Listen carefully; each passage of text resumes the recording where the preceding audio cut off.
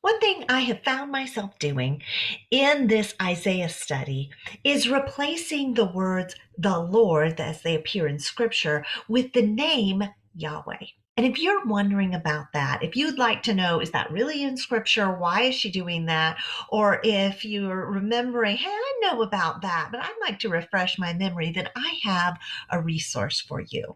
I have written a short book, and you can get it for free by subscribing at deannamunger.com. This is it in print. You can get the electronic version online. You can see it's very thin. It's only 3 chapters, very accessible.